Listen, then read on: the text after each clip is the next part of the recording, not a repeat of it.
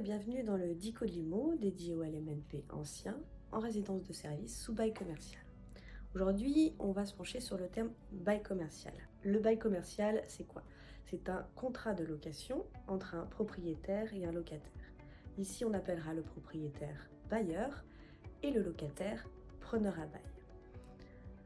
Où est-ce que s'applique le bail commercial? Le bail commercial s'applique au local à usage commercial, à ne pas confondre avec les locaux strictement dédiés au commerce.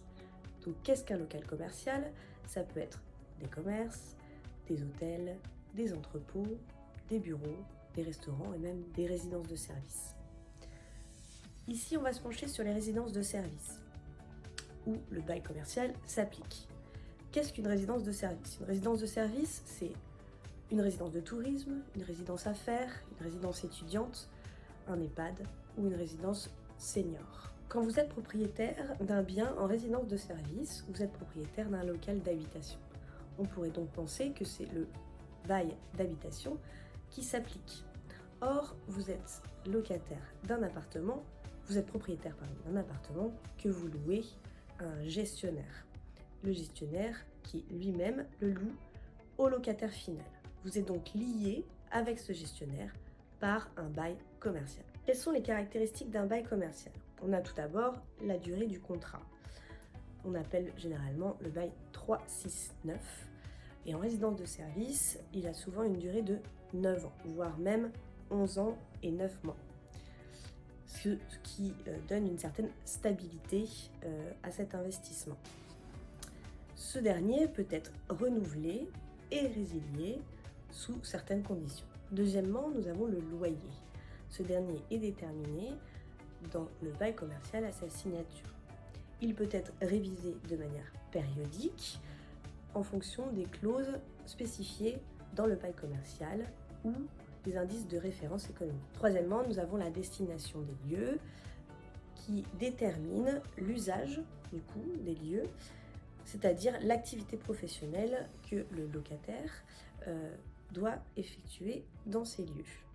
Si cette dernière est modifiée, il doit forcément y avoir accord du bailleur. Quatrièmement, on a le droit au renouvellement. À la fin de la durée du bail, il est proposé au bailleur un renouvellement de bail, généralement, qui peut ou pas être accepté par le bailleur. Il peut aussi être en tacite reconduction, c'est-à-dire que les conditions spécifiées dans le bail restent applicables, mais le bail n'est pas reconduit. Cinquièmement, nous avons la cession du bail. Le locataire peut être amené à céder le bail commercial à un tiers sous certaines conditions et doit bien évidemment en alerter le bailleur. Quelles sont les obligations du bailleur? Le bailleur a une obligation de mise à disposition. Il se doit de fournir un local conforme à l'usage prévu dans le bail commercial. Il se doit aussi d'entretenir le bien, c'est-à-dire de faire les réparations importantes, sauf celles évidemment qui incombent au locataire comme prévu aussi dans le contrat. Et enfin, l'obligation de jouissance paisible.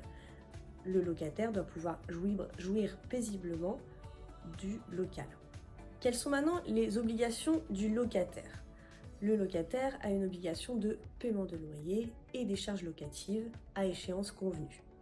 Il se doit aussi d'entreprendre les réparations d'entretien afin de garder le bien en l'état. Et enfin, de respecter la destination prévue dans le bail commercial. Voilà, c'est tout pour le bail commercial. J'espère que ça paraît plus clair pour vous. N'hésitez pas à aller regarder nos autres définitions du Dico de l'IMO, soit sur notre site internet, soit sur notre chaîne YouTube, à laquelle vous pouvez vous abonner. Je vous souhaite une très bonne journée.